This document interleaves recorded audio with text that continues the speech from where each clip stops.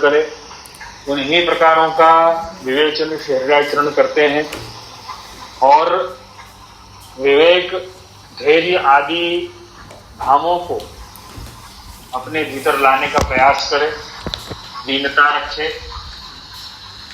और तत्पश्चात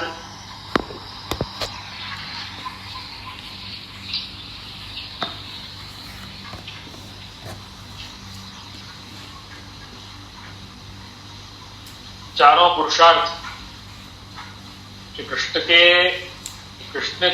का ही स्वरूप है, कृष्ण का रूप है या कृष्ण के लिए, ऐसा हमें मानना है। ये सारे मैं क्रम एक संक्षेप में आपको समझाने का प्रयत्न कर रहा हूं ताकि एक प्रकार से पुनरावर्तन का क्रम हो जाए। प्रायश्चित में अपना चित्त न रखें, अन्याश्रय का त्याग करें और अब अन्याश्रय का मूल कारण समझाते हुए हृदयाचरण आप आज्ञा करते हैं कि इतना सब कुछ जानने के बावजूद श्री महाप्रभु जी की आज्ञाएं, पुष्टि मार्ग संबंधी सारी जो वस्तुएं हैं, जो सारे सिद्धांत हैं, उन सभी का श्रवण करने के पश्चात भी कई बार ऐसा क्यों होता है कि हमसे अन्याश्रय हो जाता है या हम अन्याश्रय कर बैठते हैं? इसका क्या कारण है, इसका क्या हेतु? 19वें श्लोक में हृदयाचरण आज्ञा करते हैं, अविश्वासो न कर्तव्यो ब्रह्मास्त्रस्य निदर्शनात् लौकिके वैदिके वापि कार्य संगम विवर्ते। हृदयाचरण आज्ञा करते हैं अन्याश्रय का मूल कारण जो है वो अविश्वास है और अविश्वास के लिए महाप्रभु जी जो उदाहरण देते हैं ब्रह्मास्त्र का, वही उदाहरण श्री हृदयाचरण भी देते हैं। 19वें श्लोक का जो हिंदी भाषांतर है, शब्दार्थ है, वो मैं पढ़ के सुनाऊंगा आप सबके लिए। स्वस्वामी में किसी भी दिन अविश्वास न ला।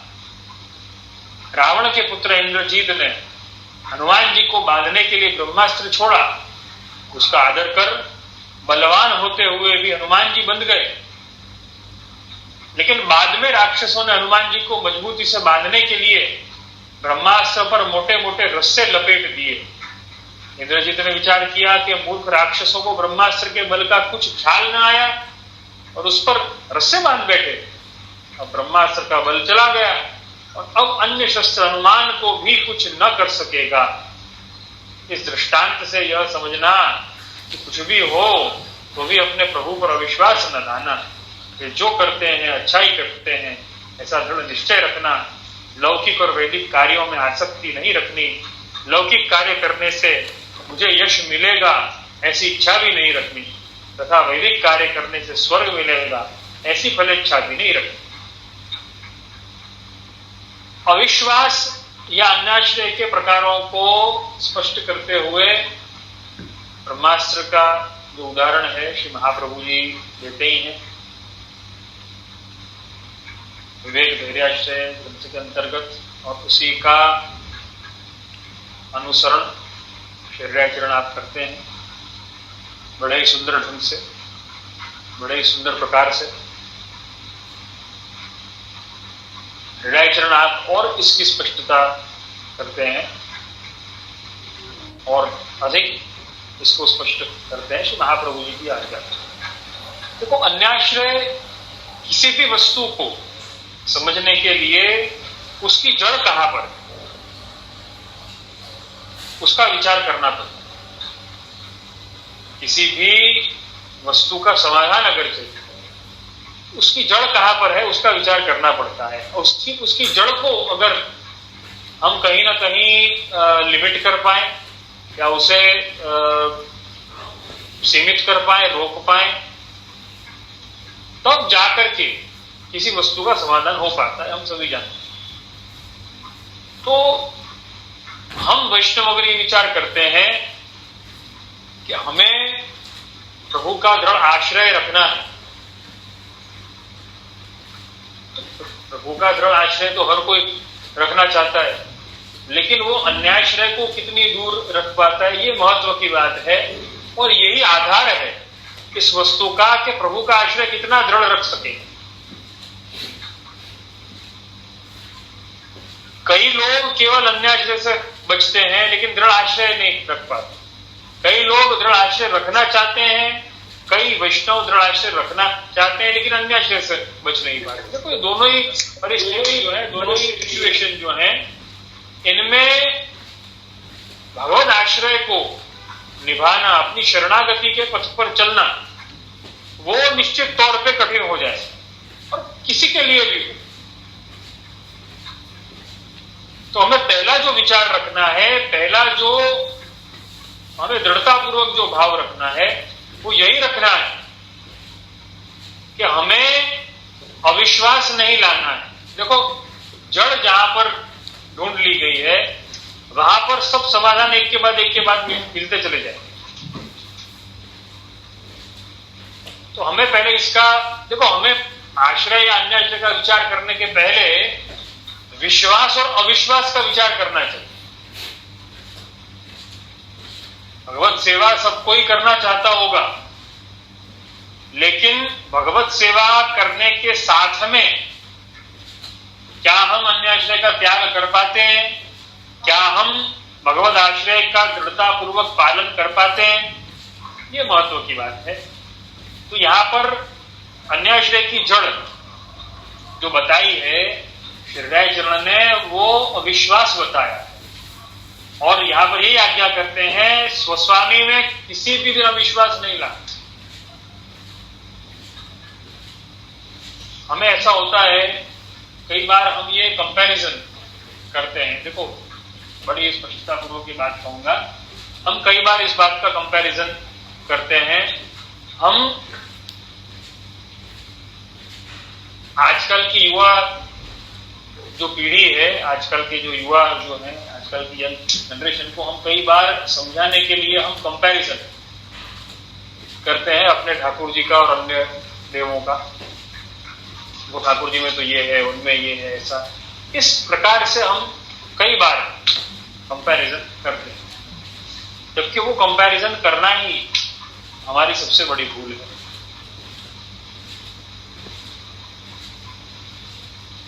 रायचरण ने इस संदर्भ में भी आज्ञा करी है, यद्यपि इस ग्रंथ में नहीं, लेकिन द्वितीय सिद्धांत संक्षेप निरूपण नामक ग्रंथ है, उसमें इसकी स्पष्टता करी, बड़ी सुंदर रीति से उसकी भी स्पष्टता करी है। लेकिन जो बात मैं आपसे करना चाहता हूं वो ये है कि हम अपने वैष्णव होने का या अपने भक्ति भाव का या अपने प्रभु का कंपैरिजन कभी न करें। वैसे तो किसी भी व्यक्ति को किसी के साथ में कभी कंपैरिजन नहीं करना चाहिए, हम सभी जानते हैं। तुलना केवल अध्ययन के लिए होती, आचरण के लिए तुलना नहीं होती। ये बात का निश्चय हम सभी को करना चाहिए। हमेशा ध्यान रखिए, तुलना अध्ययन के लिए या एक समीक्षा के लिए, एनालिसिस के लिए, समीक्षा के लिए तुलना हो सकती है, लेकिन आचरण के लिए अगर तुलना करने जाए तो बहुत तकलीफ हो जाएगी। आचरण के लिए कभी तुलना नहीं हो सकती है, वैष्णव हमेशा ध्यान में रखें। समीक्षा के लिए तुलना करें, आचरण के लिए कभी तुलना न करें, किसी के भी साथ नहीं। तो अपने वैष्णव होने की, अपने सेवा करने की, अपने भक्ति भाव की भी तुलना कभी न करें, किसी के साथ न करें। हमें कोई तुलना करने की आवश्यकता नहीं। जब तुलना होती है तो क्या है कि व्यक्ति अपनी बुद्धि से तुलना करता है। पहली बात, वो अपनी बुद्धि से तुलना करता है, अपने विवेक से तुलना करता है। जितना उसका विवेक उसका साथ देगा, जितनी उसकी बुद्धि उसका साथ देगी, उस अनुसार वो तुलना करता है।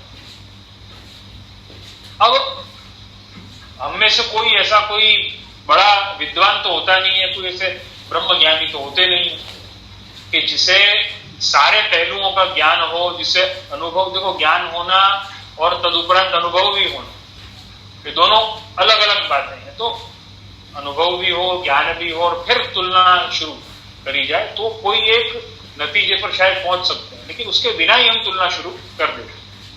और जब तुलना शुरू होती है तो सबसे पहला अगर कुछ आता है, देखो तुलना करने के लिए भी सबसे पहला कोई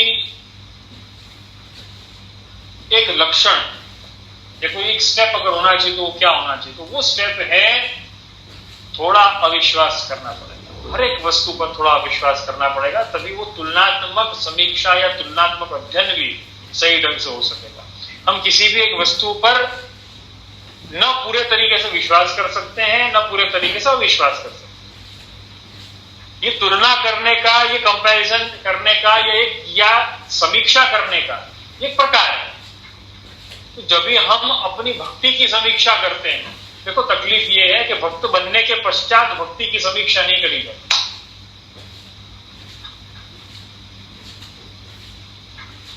उससे पहले करना तो भी ठीक है, समझ में आता है, लेकिन तत्पश्चात उसकी समीक्षा करी जाए, तत्पश्चात ये विचार किया जाए कि ये करना, ये नहीं करना, क्या करना, ये गलत,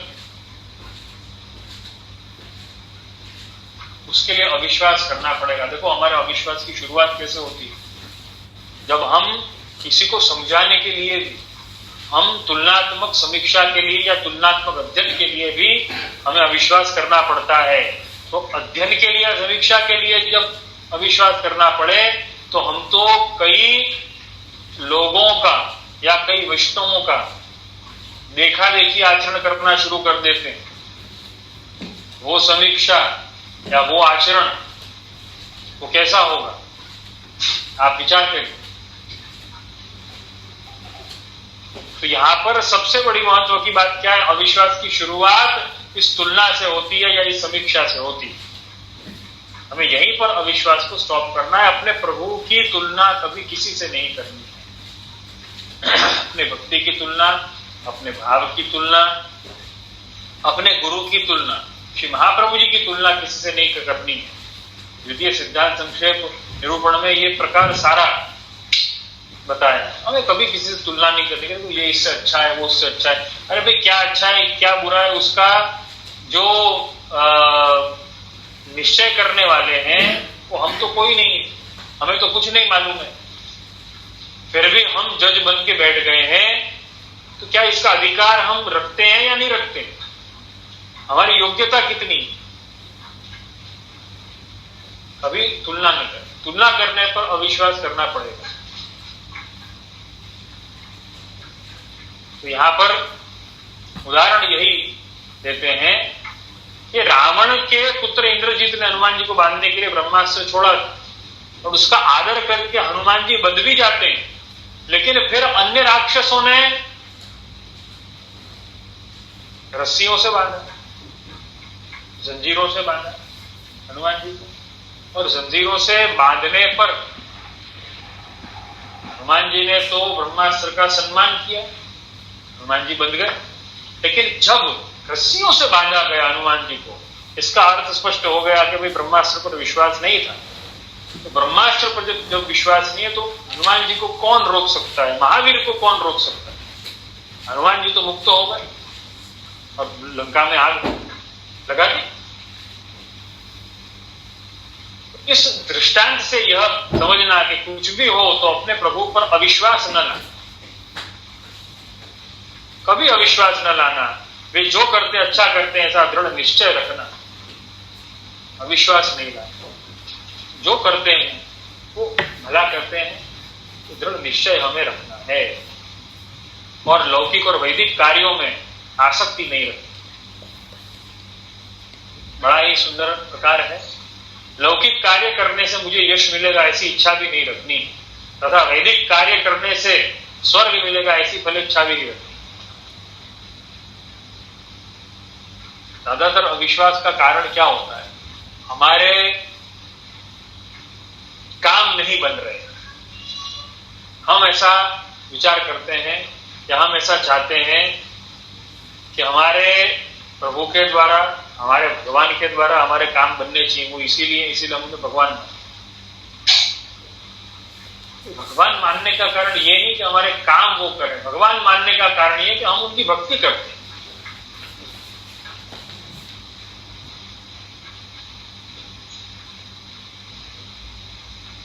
और भक्ति करने पर सबसे बड़ा अगर कोई चेंज किसी व्यक्ति में आता है तो महाप्रभु जी उसको हाईलाइट करते हैं। यद्यपि मैं वो प्रश्न के साथ ही समझाना चाहूंगा आप सभी को। आज जो प्रश्न का प्रत्युत्तर मैं देने वाला हूँ 49वां प्रश्न है। निशाबेन मेहता बोरीवली में जो निवास करती हैं, उन्होंने ये प्रश्न किया है नंद महोत्सव के संदर्भ में ये प्रश्न है। तो उसका पूरा प्रकार मैं समझाना चाहूंगा। बड़े ही सौभाग्य की बात है, अभी नंद महोत्सव का, जन्माष्टमी महामहोत्सव का सभी ने अपने अपने स्वगृह में अपने स्व प्रभु के साथ में आनंद लिया होगा। तो उसका प्रकार और उसी नंद महोत्सव का स्मरण वापस करना है हमें, और प्रश्न भी इसी संदर्भ में है, तो वो प्रकार एक आएगा ही। लेकिन मेरे कहने का तात्पर्य ये है, जो अपना विषय है उस संदर्भ में अगर अपन चर्चा करें तो, कि हमें प्रभु से ये उम्मीद अगर रखते हैं कि हमारे काम प्रभु अगर पूरे कर दें, वो हमारे भगवान।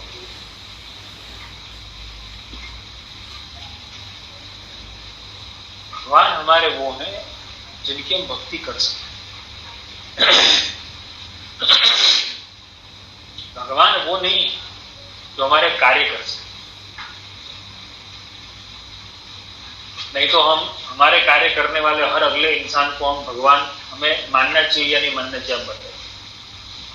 जो हमारे कार्य करता हो, अगर हम उसको भगवान मानते हैं जो हमारे कार्य करता है, तो हमारे कार्य भगवान के अलावा भी कई सारे लोग करते हैं, उन्हें भी भगवान मानना चाहिए नहीं मानना चाहिए, उनका भी प्रसाद लेना चाहिए नहीं लेना चाहिए, उनकी भी सेवा करनी चाहिए नहीं करनी चाहिए, करनी चाहिए। कि भगवान वो है कि जिनकी भक्ति करी जाए, जिनके प्रति हमारा समर्पण हो, वो भगवान होते हैं। बहुत ही संक्षेप में और सरलतम प्रकार से आप सभी को समझ में आए, इसलिए ये व्याख्यान है। बता रहा हूं, ये कोई व्याख्या नहीं, लेकिन ये मेरा विचार है। तो लौकिक आदि कार्य में अगर हम आसक्ति रखते हैं और उसमें कोई कार्य कभी होता है, कोई कार्य कभी नहीं होता,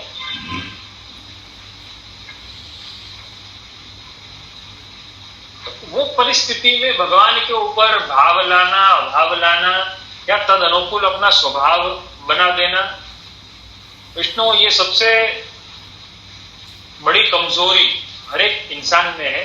मैं ऐसा नहीं कहूंगा कि आप में होगी या मेरे में है, हर किसी में है कि हम परिस्थितियों के अनुकूल हमारा स्वभाव बनाए। विष्णु परिस्थितियों के अनुकूल आचरण बनाया जाता है, परिस्थितियों के अनुकूल हमें विचार करने पड़ते हैं, आचरण करना पड़ता है, लेकिन स्वभाव बनाने की कोई आवश्यकता नहीं। स्वभाव, हमारा जो मूल स्वभाव हो उसका संरक्षण करते हुए परिस्थितियों के अनुकूल विचार और आचरण करने चाहिए। लेकिन अगर हम हमारा स्वभाव ही परिस्थितियों के अनुकूल या परिस्थितियों को देखते हुए हम हमारा स्वभाव बदलते ही रहते हैं, तो सिवाय तकलीफों के, सिवाय दुखों के और कुछ नहीं मिलेगा।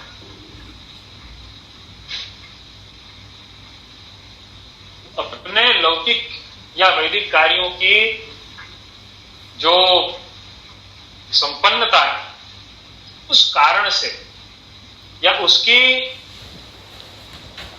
आपूर्ति के लिए भगवत आश्रय न करें,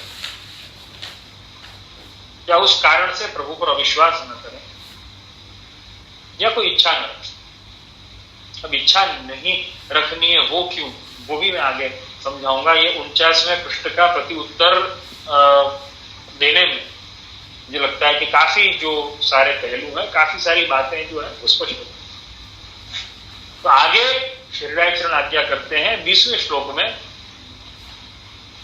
यथा कथंचित कर्तव्ये भारवत् तत्र भावनम सर्वत्र ममताम त्यक्त्वा सर्वं कार्यं प्रसादय। हिंदी भावार्थ, हिंदी शब्दार्थ, लौकिक वैदिक मजबूरन करना पड़े तो करना, परंतु उनको करते समय उनमें आसक्त न होना। जैसे मजदूर कैसा भी कीमती माल ले जाता हो, परंतु उस माल के साथ उसका कोई संबंध नहीं, वह तो मात्र उसे बोझ समझता है, वैसे उन कार्यों को बोझ रूप मानकर करना, सर्वत्र ममता का त्याग करना। जैसे मजदूर खुद उठाए हुए बोझ में ममता, मेरापन मान बैठे तो दुखी हो जाता है, वैसे उन लौकिक वैदिक कार्यों में ममता नहीं रखनी और उस प्रकार उन कार्यों को ठीक ठीक कर लेना। जैसे मजदूर को माथे का बोझ ठिकाने पर पहुंचाए बिना चैन नहीं होता, वैसे उन कार्य रूप बोझ को बराबर करके संतोष मानना, स्वयं अलग रहकर कार्य करना। हमें जो आज तक श्री महाप्रभु जी का उपदेश हम सुनते आए हैं, हृदय जी की आज्ञाओं का जो मनन चिंतन हम करते आए हैं, उसमें हमें हमेशा अनासक्त रहने की बात सुनाई पड़ती है। हमने अनासक्त रहने की बात सुनी कि हमें अनासक्त रहना है, लौकिक में आसक्त नहीं होना है, लेकिन कैसे नहीं होगा? देखो कितना उचित उदाहरण है इसका, कितना बढ़िया इसका उदाहरण स्वयं हृदय जी ने दिया है। और इसी के संदर्भ में एक प्रश्न भी हमें प्राप्त होता है, जिसका भी मैं साथ साथ में प्रति उत्तर देना चाहूंगा। प्रश्न नंबर है 46वां 46 आपके एफसीसी सत्संग व्हाट्सएप ग्रुप की प्रश्नों की सूची, और ये प्रश्नकर्ता है निकिता सिद्धपुरा, बोरीवली में जो निवास करती हैं, उन्होंने ये प्रश्न किया है। अलौकिक વર્તન ને આચરણમાં કેવી રીતે લાવવું જોઈએ, એની માટે કોઈ ઉદાહરણથી સમજાવવાની કૃપા કરવા। તો अलौकिक वर्तन को आचरण में कैसे लाया जाए? अलौकिक वर्तन को आचरण में लाने का सबसे सुंदर जो उपाय है, सबसे सुंदर उदाहरण जो है, वो यही है जो 20वें श्लोक में हृदय जी ने आज्ञा करी है। और सर्वत्र ममताम त्यक्त्वा सर्वम कार्यम प्रसादये, इससे अच्छा उदाहरण कुछ नहीं हो सकता। यूं कहते हैं, कितना सुंदर उदाहरण दिया है। देखो पहली पंक्ति में, मतलब 19वें श्लोक में, यथा कथंचित कर्तव्ये भारवत् तत्र भावन। देखो हमारी परिस्थिति कैसी, हृदय जी कितनी सुंदर रीति से हमें समझाते हैं। हमारी परिस्थिति ऐसी है कि हमें एक मजदूर की तरह काम करना पड़ेगा। कि लौकिक और वैदिक का जो कार्य है, इसे मजदूर समझ करके, अपने आप को मजदूर समझ करके ये कार्य करें। जैसे किसी मजदूर के ऊपर, समझो कोई मजदूर किसी वस्तु को, किसी माल को वो ढो रहा है, वो उठा रहा है। अब उठाने में अगर वो ऐसा मान ले कि ये वस्तु तो मेरी है, ये माल तो मेरा है, तो उसे दुखी होना पड़ेगा कि नहीं होना पड़ेगा? उससे तो दुखी होना पड़ेगा, क्योंकि वो सिर्फ ढो रहा है, वो सिर्फ उठा रहा है। ये वस्तु उसकी नहीं है। उसको केवल उस माल को, उस वस्तु को पहुंचाने के लिए एक एक माध्यम बनाया गया, एक निमित्त बनाया गया कि यहां से इस वस्तु को पहुंचा करके वहां पहुंचा देंगे। यहां पर कितना अच्छा उदाहरण मिलता है कि हमें उस प्रकार उन कार्यों को ठीक ठीक कर लेना चाहिए। देखो, हमें हमारा कार्य ठीक से करना है। मजदूर अगर माल ढो रहा है, अगर किसी भारी वस्तु को उठा रहा है, तो उसे ये ध्यान तो रखना पड़ेगा कि वो वस्तु का नुकसान ना हो, वो वस्तु बिगड़े नहीं, संभाल करके वो वस्तु को यहां से वहां पहुंचा दे। जो उसका कार्य, जो उसको कार्य दिया गया है, जो उसको सौंपा गया है, वो कार्य वो पूरा करे, इसका ध्यान उसे रखना पड़ेगा। लेकिन उससे ममत्व बांधने का क्या तात्पर्य? तो ममत्व तभी नहीं बंधेगा जब वो वस्तु को वो ये ना माने कि ये वस्तु मेरी है, उसको केवल वो वहन करे, उसे केवल वो उठाए, ये ना मान ले कि ये वस्तु मेरी है। और यदि वो ऐसा कर बैठता है तो उसे सिवाय दुख के कुछ नहीं मिलने वाला है। और यही गलती हम सब करते हैं इस लौकिक में, इस संसार में। ये गलती हम सब करते हैं। हमें ऐसा लगता है कि ये सारी वस्तुएं जो हैं ये हमारी हैं। लौकिक में सारी वस्तुएं हमें हमारी लगती हैं, और बजाय उसका भार उठाने के, हम उसका भार उठाने के लिए किसी दूसरे को ढूंढते हैं, और वहीं पर हमें तकलीफ खड़ी होती है। ये परिस्थिति सबके साथ, किसी एक के साथ नहीं, सबके साथ। तो अलौकिक वर्तन हमारे भीतर कैसे आएगा? जब हम लौकिक को भार रूप मानेंगे, उसमें हम कभी भी आसक्ति नहीं रखेंगे, हम अपना नहीं मानेंगे उसे। हमें ये कार्य दिया गया है, हमें हमारा लौकिक दिया गया है, उस लौकिक को वहन करना है, एक मजदूर की तरह उसे ढोना है, एक कार्य की तरह उसे करना है कि भाई ये कार्य ढंग से हो जाए, अच्छी तरह हो जाए, इतना हमें ध्यान रखना है। उससे ज्यादा कुछ विचारने की या कुछ करने की आवश्यकता नहीं है। लेकिन उसमें और ज्यादा अभिनिवेश करते हुए उस लौकिक को ही अपना मान बैठेंगे तो हमें तकलीफ आने ही वाली। इस वस्तु का विचार करें कि हम केवल एक निमित्त बनाए गए हैं प्रभु के द्वारा। भारवत तत्र भावन और सर्वत्र ममताम त्यक्त्वा सर्वम कार्यम प्रसादये। मजदूर कैसे अपने कार्य को ठीक से करता है, आनंद से करता है, लेकिन उसमें आसक्ति नहीं रखता, अपने कार्य से आसक्ति रखता है, अपना कार्य करता है, आसक्ति नहीं रखता। उसका कार्य ठीक से हो जाए, उसका कार्य आनंद से हो जाए, इतना ही ध्यान देना, खुद उसमें किसी वस्तु की आसक्ति नहीं रखती। तो अगर इस तरीके से हम रहते हैं तो अलौकिक वर्तन और हमारे लिए सरल बन जाए।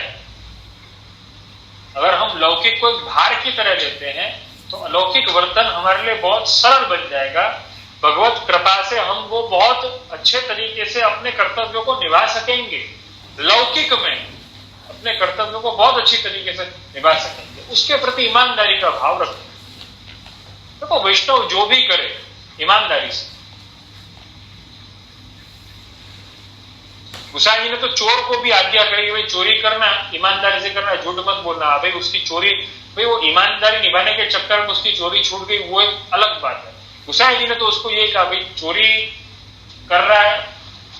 चोर ने कहा कि भाई मुझे आपका सेवक बनना है, लेकिन मैं तो चोर हूं, मुझे तो और कोई कार्य तो आता नहीं है, चोरी के अलावा मैं कुछ कर नहीं सकता। तो गुसाई जी ने क्या आज्ञा करी कि भाई ठीक है, चोरी का कार्य तुझे आता है, चोरी के अलावा कुछ नहीं कर पाता, ठीक, एक काम कर, चोरी करना, झूठ मत बोल। अब भाई झूठ नहीं बोलेगा, उसकी चोरी तो पकड़ी जाएगी, उसकी चोरी कोई सध नहीं सकती बिना झूठ बोले। तो जो कार्य के प्रति अपनी ईमानदारी है,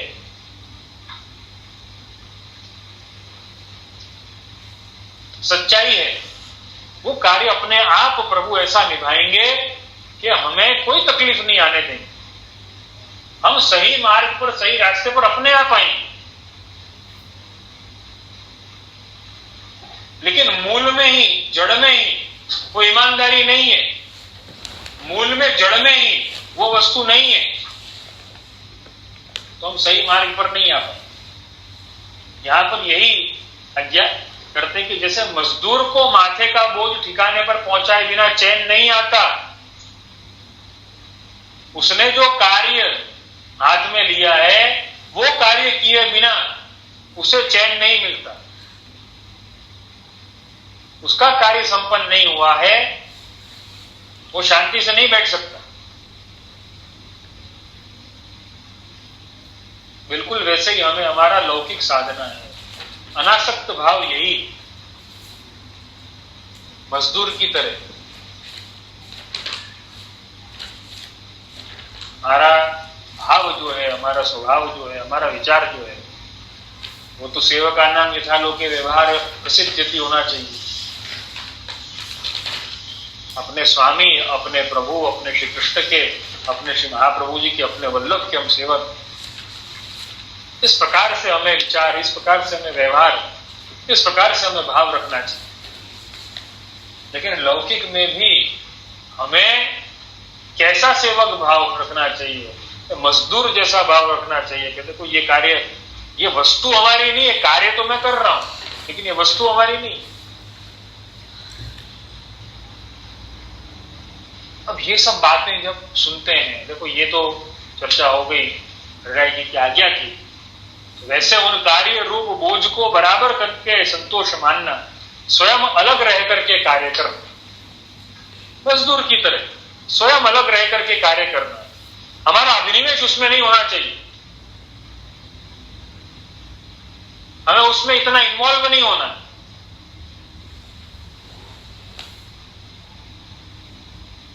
अभिनिवेश नहीं करना है, लेकिन उस कार्य की संपन्नता बहुत व्यवस्थित ढंग से हो, यह ध्यान रखना है। अब जब हम ये विचार करते हैं कि भाई हमें जब आसक्ति नहीं रखनी है, जब कुछ प्राप्ति की कोई कामना है, तो हम वो कार्य करेंगे। हम वो कार्य इसलिए करेंगे क्योंकि भगवद आज्ञा है। देखो मेरी बात को ध्यान समझना, इसी से अपने आगे के प्रश्न का प्रति उत्तर भी जुड़ा हुआ। मैं प्रश्न को पहले पढ़ के आप सबके सामने सुनाऊंगा। अपने प्रश्नों की सूची में प्रश्न क्रमांक 49 दिशाबेन मेहता बोरीवली में जो निवास करती है, उन्होंने प्रश्न किया, नंद महोत्सव उत्सव में વલ્લભકુલના બાવાશ્રી યશોદાજીનું રૂપ ધારણ કરે તો એનો શું ભાવ છે, અને બહુજી યશોદાજી કેમ નથી બની શકતા? આપને અનુકૂળતા હોય ત્યારે એનો ભાવ જણાવવા વિનંતી। तो दीक्षाबेन का जो प्रश्न है वो ये है कि नंद महोत्सव में, अभी महामहोत्सव नंद महोत्सव का हमने सबने आनंद लिया। नंद महोत्सव के अंतर्गत वल्लभकुल आचार्य जो हैं वो यशोदा जी का स्वरूप धारण करते हैं, लेकिन वल्लभकुल जनाना जो बहूजी, बेटी जी वगैरह, वो यशोदा जी का स्वरूप धारण नहीं करते। तो इसका क्या कारण है, इसका क्या हेतु, ऐसा क्यों? ये प्रश्न निशा बहन का बहुत ही अच्छा प्रश्न है। तो इस संदर्भ में थोड़ा कुछ पॉइंट्स मैं क्लियर करना चाहूंगा। पहले तो ये जो प्रश्न है, इसका उत्तर जानने के पहले हमें नंद महोत्सव का जो तात्पर्य है वो हमें समझना पड़ेगा। तो देखो यहाँ पर जो अपना जो विषय है, अपना जो ग्रंथ है, उससे रिलेट होकर के मैं ये प्रश्न का प्रति उत्तर देना चाहूंगा कि हम अनासक्त भाव से क्यों करें किसी कार्य को। हम लौकिक में अपने मन को अभिनिवेश क्यों न होने, क्या कारण है?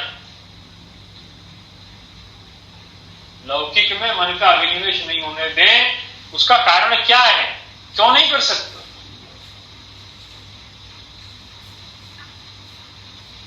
इसका कारण सबसे बड़ा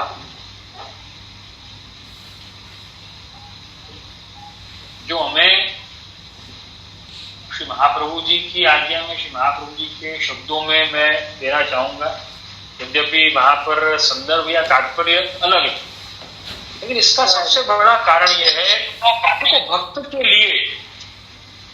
भक्त के लिए अगर सबसे बड़ी वस्तु कोई है तो भक्त के लिए सबसे बड़ी वस्तु है उसके हृदय का आनंद, उसके हृदय का उत्सव।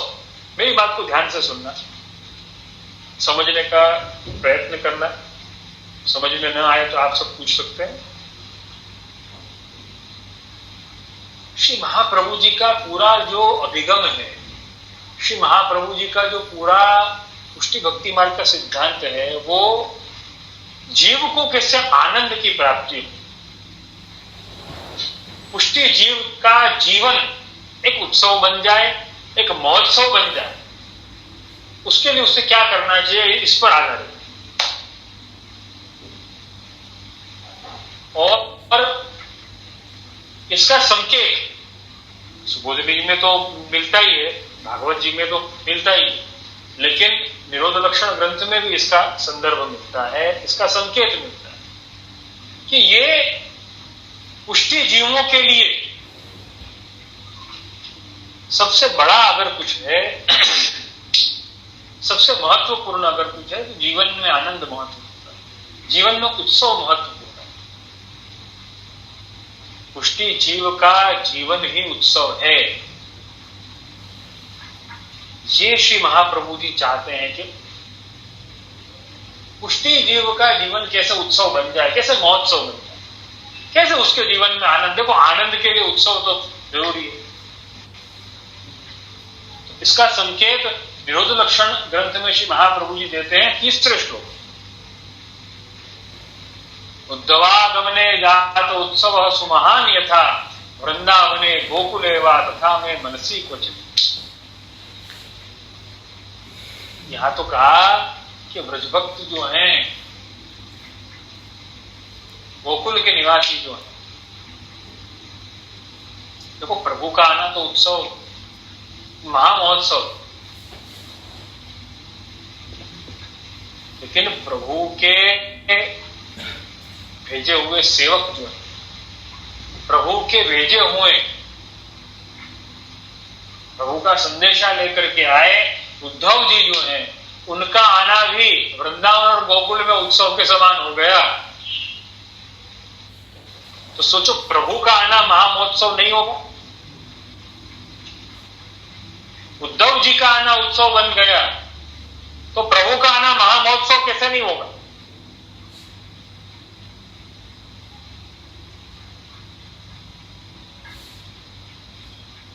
कितनी सुंदर बात है। महाप्रभु जी आज्ञा करते हैं पहले श्लोक, यच्च दुक्खम यशोदाया नंदादीनाम च गोकुल। कितनी सुंदर बात कि महाप्रभु जी ने समझाई है, महाप्रभु जी ने इसकी आज्ञा करी है। जैसा दुख, जैसा ताप क्लेश यशोदा जी को हुआ, नंदराय जी को हुआ, गोपीजनों को हुआ, ऐसा मेरे मन में कब होगा? गोपिकानां तु यत् दुःखम तद दुःखम स्यान् मम क्वचित्।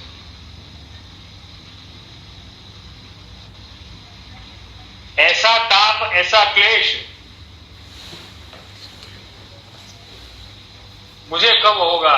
ऐसा उत्सव जैसे उद्धव जी के आने पर वृंदावन और गोकुल में उत्सव मनाया जाता है, इस उत्सव के लिए देखो, निरोध लक्षण ग्रंथ में प्रभु में हमारे भाव का निरोध हो जाए, निरोध सिद्धि हो जाए, उसके लिए श्री महाप्रभु ने कितना दिव्य, कितना अद्भुत प्रकार में समझाया।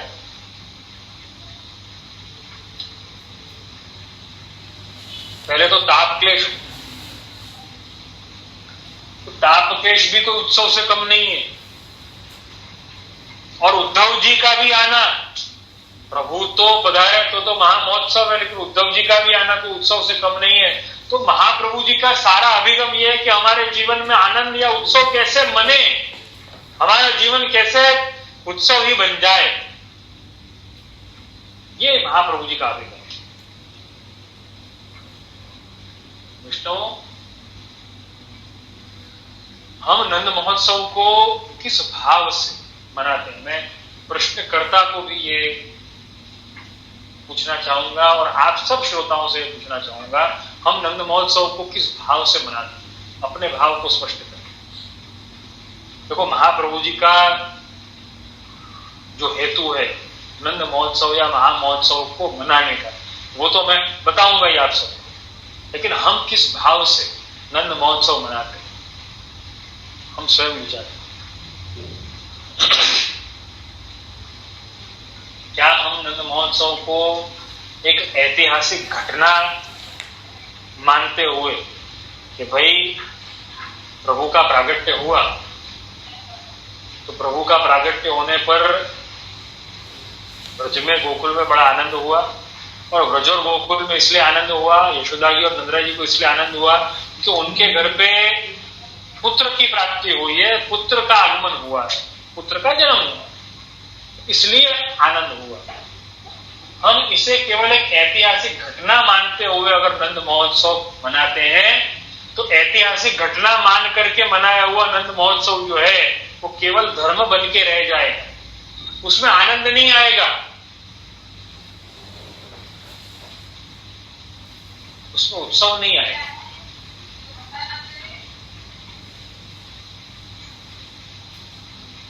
उसमें उत्सव, उसमें महोत्सव कब आएगा, उसमें उत्सव या उसमें महोत्सव तब आएगा जब हम नंद महोत्सव को या महामहोत्सव को धर्म के दृष्टिकोण से नहीं, लेकिन भक्ति की दृष्टिकोण से हम मनाना शुरू करें।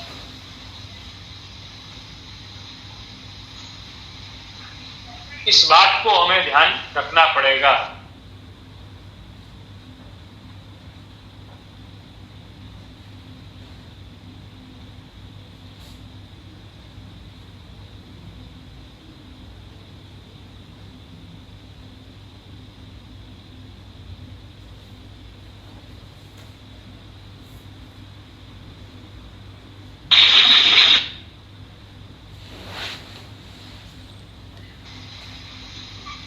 हेलो, आई होप अभी स्पष्ट होगी आवाज मेरी। तो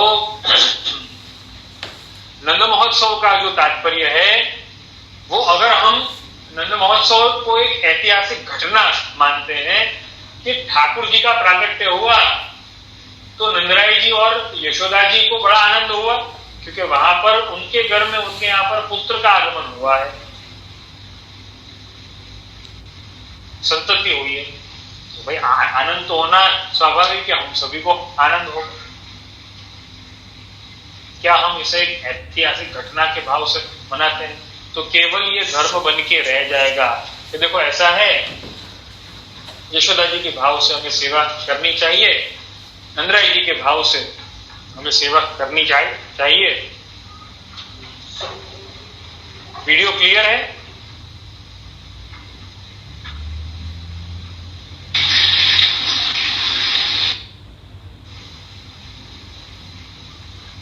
वीडियो क्लियर हो गया? Video not visible.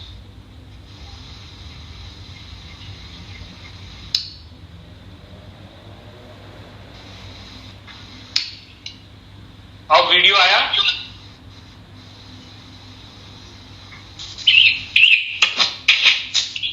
नो।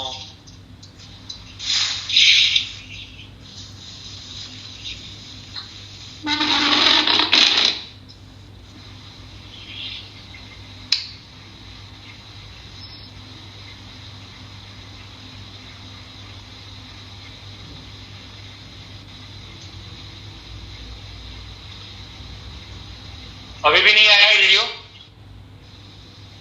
ना मामा जी। ओ, आई थिंक હવે વોઇસ થી ચલા ગયેલું જોઈએ હમણાં. We have very less time now. Okay. तो नंद महोत्सव का प्रकार मैं आप सबसे शेयर कर रहा था कि हम अगर उसे एक ऐतिहासिक घटना मान के अगर मना रहे हैं तो हमारे मन में उत्सव नहीं होगा।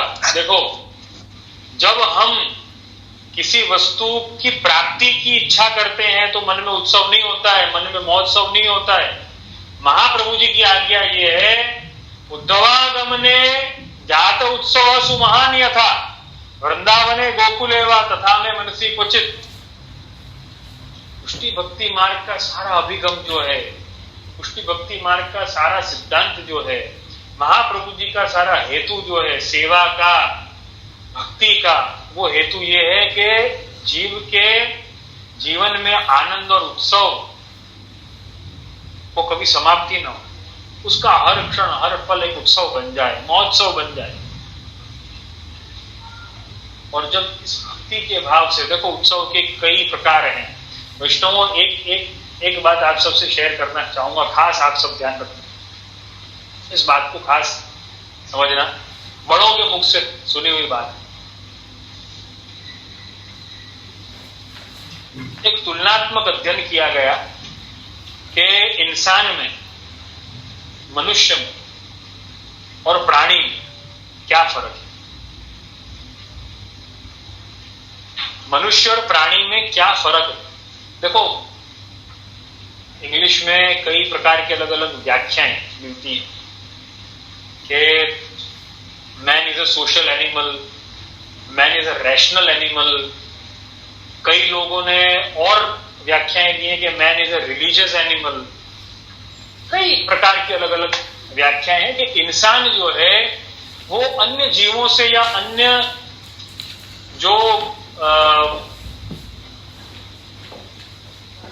प्राणी इत्यादि हैं, अन्य जो जीव हैं, उनसे कैसे अलग है। तो कई प्रकार की व्याख्याएं मिलती हैं। तो उन व्याख्याओं में देखो, इसका जब अध्ययन किया गया तो एक समझो उदाहरण के तौर पर बताया गया,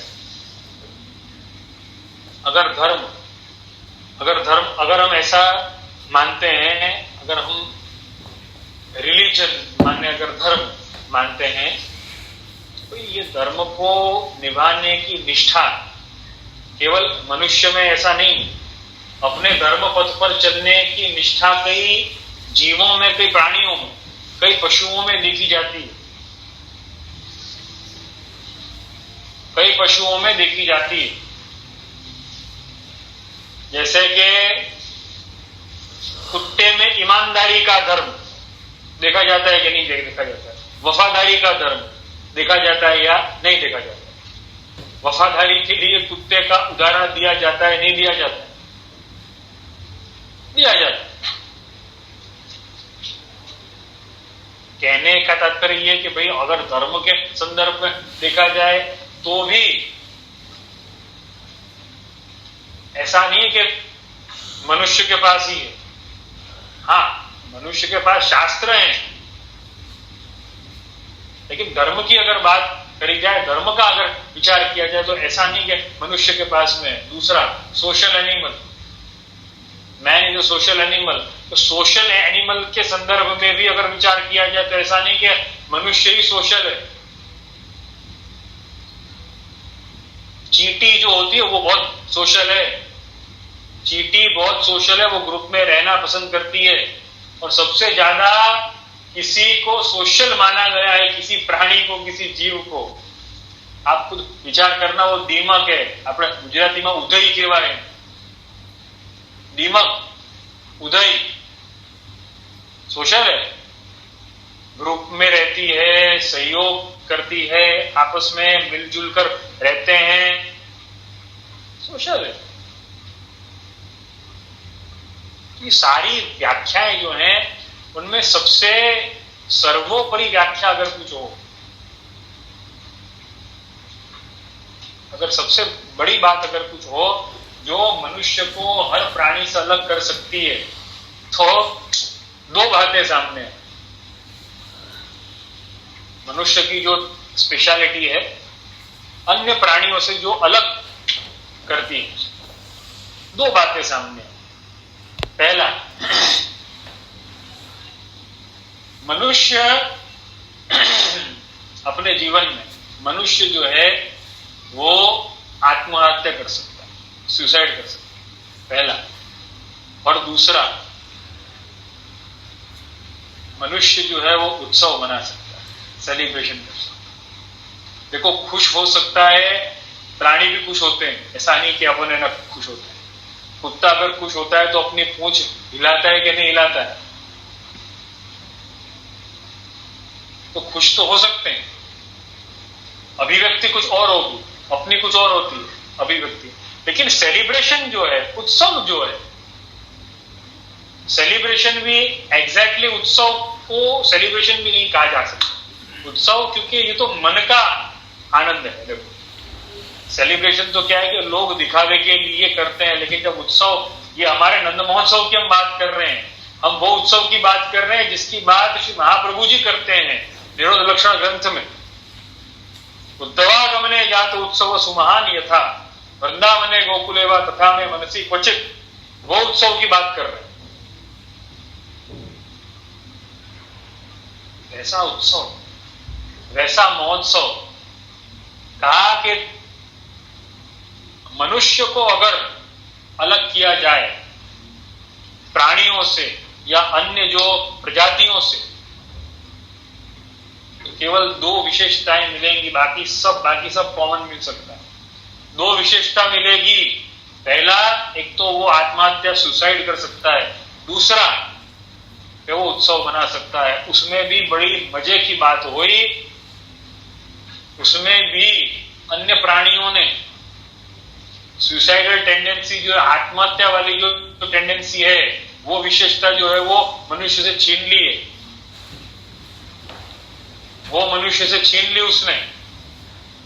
कहते हैं कि 1990s की साल में चीन में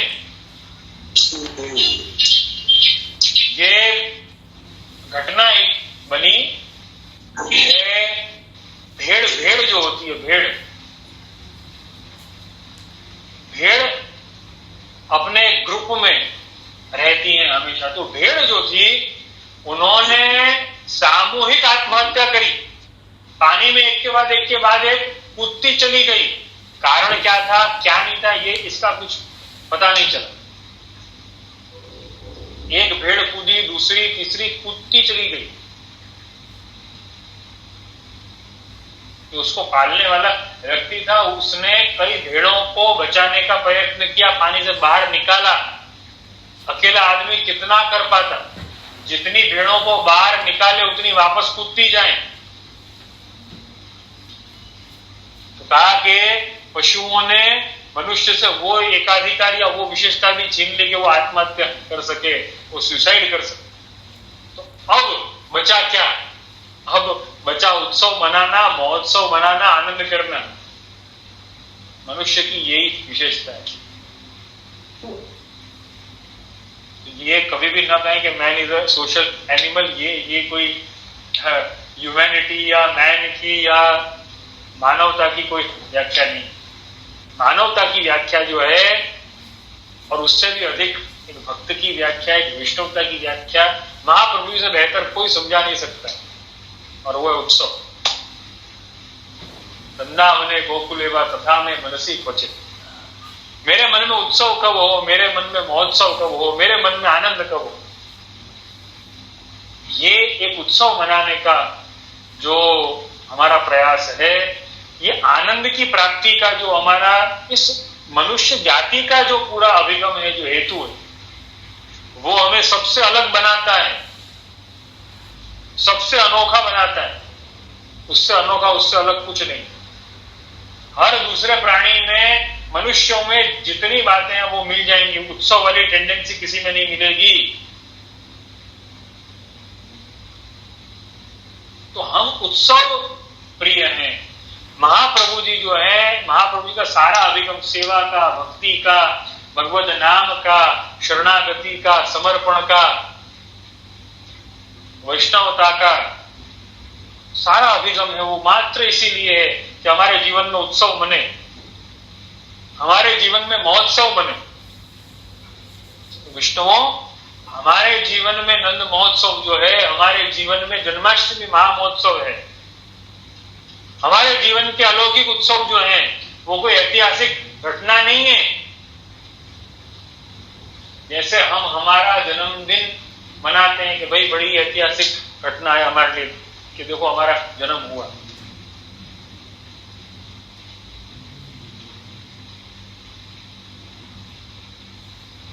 देखो कई उत्सव ऐसे होते हैं, देखो उत्सवों के भी प्रकार हैं। मनुष्य अगर उत्सव मनाता है उसके उत्सवों के भी प्रकार हैं। कई उत्सव जो है वो धार्मिक उत्सव हो सकते हैं, कई उत्सव आर्थिक उत्सव हो सकते हैं, कई उत्सव जो है वो कामिक उत्सव हो सकते हैं, कई उत्सव जो है वो मोक्षोत्सव हो सकते हैं। खैर अब मोक्षोत्सव तो कौन है ना मनाएगा, लेकिन धार्मिक उत्सव मनाए जा सकते हैं कि भाई कर्तव्य रूप से है। जैसे जैसे अन्य पूरा तो नहीं मैं कहूंगा, लेकिन अन्य जगत में कई सारे लोग जो है वो कृष्ण जन्म को ऐतिहासिक घटना मान करके मनाते हैं। इसलिए जन्माष्टमी महामहोत्सव को जयंती बताते हैं, महोत्सव नहीं बताते। उनको महोत्सव और जयंती का फर्क नहीं मानते। तो धार्मिक उत्सव होते हैं कि भाई कर्तव्य रूप से कि देखो कृष्ण बड़े महान थे तो इसलिए उनका प्रागट्य हुआ। जैसे महात्मा गांधी महान थे तो उनका जन्म हुआ तो उनकी जयंती अपन को मनानी चाहिए। ऐसे कृष्ण और राम भी बड़े महान थे तो इनका उत्सव मनाना चाहिए, ऐसा पुष्टि मार्ग नहीं मानता। सनातन धर्म इससे आगे की बात करता है। और श्रीमद् भागवत की तो अद्भुत बात है। पुष्टि मार्ग के लिए तो परम प्रमाण श्रीमद् भागवत और श्री महाप्रभु जी की बात। वृंदावने गोकुल एवा तथा में मनसी कुछ। ऐसा उत्सव मेरे हृदय में, मेरे मन में कब मने, ये कोई ऐतिहासिक घटना नहीं है। ये तो शाश्वत सनातन सत्य बन के रह गया है। कृष्ण का प्रकट होना ऐतिहासिक घटना पुष्टि मार्गियों के लिए नहीं है। विष्णु ध्यान रखना, ये तो शाश्वत आनंद बन के रह गया। जैसे उद्धव जी के व्रज में पधारने की अच्छा डेट है क्या, तारीख है, टाइम है कि देखो इस डेट को उद्धव जी पधारे, इस डेट पे वो उद्धव जी के पधारने का उत्सव मनाया जाए, ऐसा नहीं है। हम भी नंद महोत्सव को निश्चित तौर पे एक निश्चित दिन में मनाते हैं, लेकिन उसका मतलब ऐसा नहीं कि वहां पे नंद महोत्सव जो है वो बस रुक करके रह गया। जैसे लौकिक में जन्मदिन साल में एक ही दिन आता है, दूसरे दिन या दूसरी बार अगर कोई अगर जन्मदिन मनाने का प्रयत्न करता भी तो लोगों को डाउट होने लगता है कि वापस क्यों, कारण क्या है, कोई स्वार्थ है क्या। देखो धार्मिक उत्सव कर्तव्य बोध से मनाए जाते हैं। अगर नंद महोत्सव को, अगर जन्माष्टमी महामहोत्सव को हम कर्तव्य बोध से मनाते कि देखो वैष्णव है, महाप्रभु ने आज्ञा करी है यशोदा जी के भाव से सेवा करना, तो भाई यशोदा जी के लिए आनंद क्या होगा कि भाई उनके यहाँ पे उनके पुत्र का प्रागट्य हो, तो भाई पुत्र का प्रागट्य हुआ है अब इसलिए हम उत्सव मना रहे हैं। तो ये ऐतिहासिक घटना हो गई, ये घटनाक्रम हो गया। क्या ये धार्मिक उत्सव हो गया? ये धार्मिक उत्सव नहीं। दूसरा होता है आर्थिक उत्सव। आर्थिक उत्सव आप समझते होंगे, किसी वस्तु की प्राप्ति होने पर, अर्थ की प्राप्ति होने पर हम उत्सव मनाते हैं। देखो क्या आनंद आ रहा है, वाह।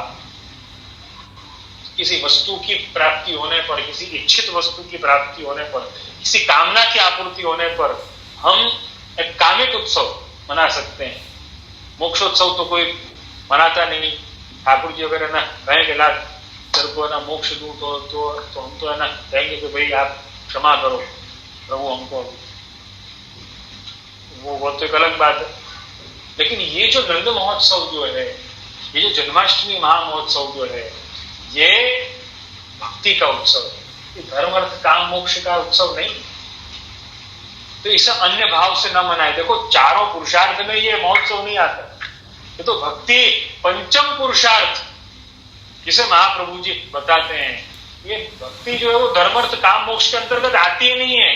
तो मैं जो समझा रहा था आप सबको कि अपने प्रभु का किसी के साथ में कंपैरिजन न करें, अपनी भक्ति का किसी के साथ में कंपैरिजन न करें, अपने खुद के भक्ति भाव का किसी के साथ में कंपैरिजन न करें, श्रीमद् भागवत का किसी अन्य ग्रंथ के साथ में कंपैरिजन न करें, महाप्रभु जी की अमूल्य वाणी का किसी अन्य के साथ में कंपैरिजन न करें। क्योंकि चारों पुरुषार्थ में अगर ये आते हो तब तो कंपैरिजन हो सकता है, देखो उसकी मना नहीं, लेकिन ये चारों पुरुषार्थ से हट करके तत्सृष्टि नान्यथा भवे, पुष्टि सृष्टि जो है वो भिन्न है।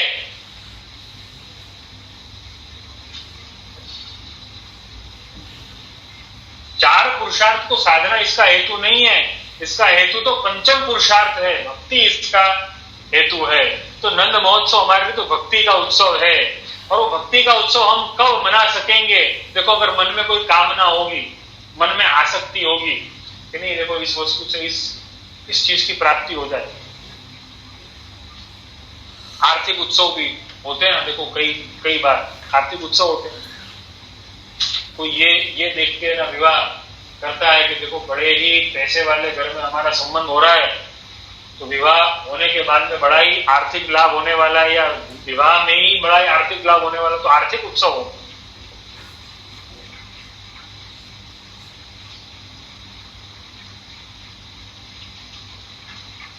जैसे कि आर्थिक उत्सव या आर्थिक उत्सव का तो उदाहरण, जैसे कि विवाह होने पर कोई ऐसा कहता नहीं है many happy returns of the day, कि बार बार तुम्हारे है ना विवाह के दिन आते जाएं, विवाह तुम्हारे बार बार होते जाएं, ऐसा कोई कहता नहीं है।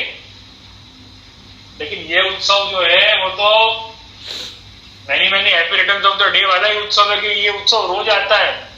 नंद महोत्सव ऐसा नहीं कि एक दिन बना करके भूल गए, प्रभु के पधारने का उत्सव, वो नंद महोत्सव जो है वो तथा में मनसी क्वचित,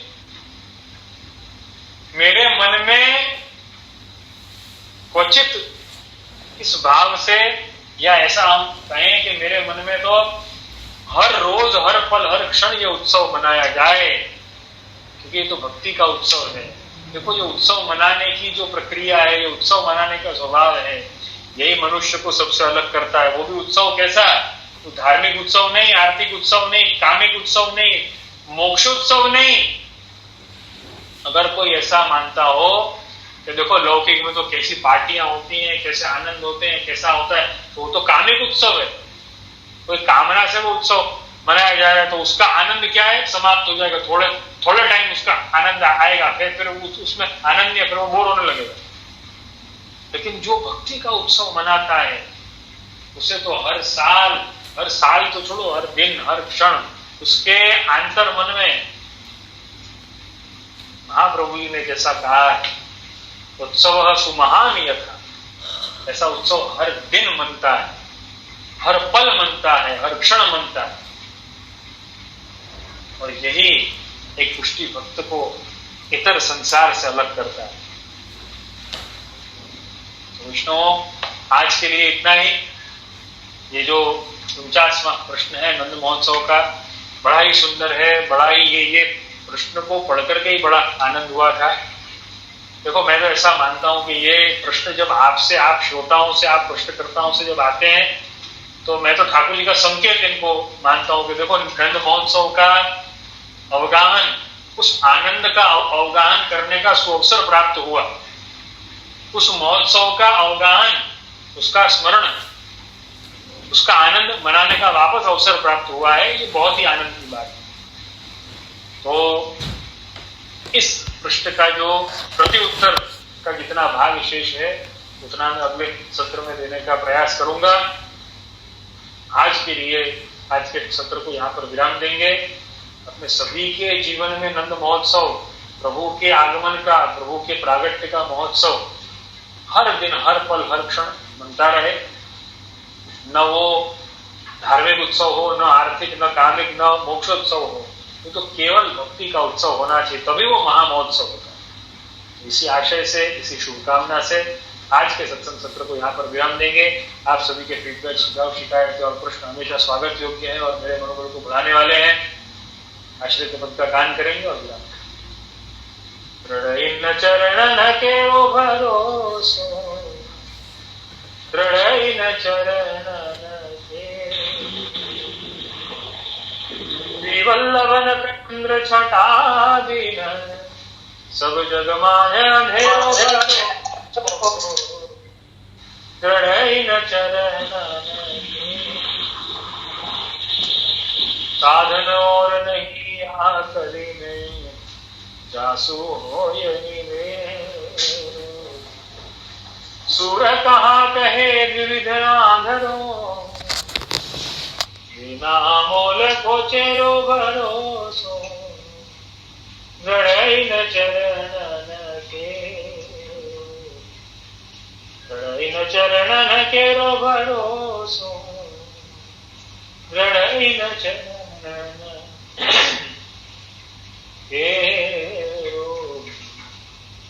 बोल श्री मदन मोहन लाल प्यारे की जय, श्याम सुंदर श्री यमुने महारानी की जय, श्री गिरिराज धरण की जय, श्री वल्लभाधीश की जय, श्री गोसाई जी परम दयाल की जय, श्री घनश्याम जी परम दयाल की जय, अपने अपने गुरुदेव की जय। सभी विष्णु को शुभकामना शुभाशीष।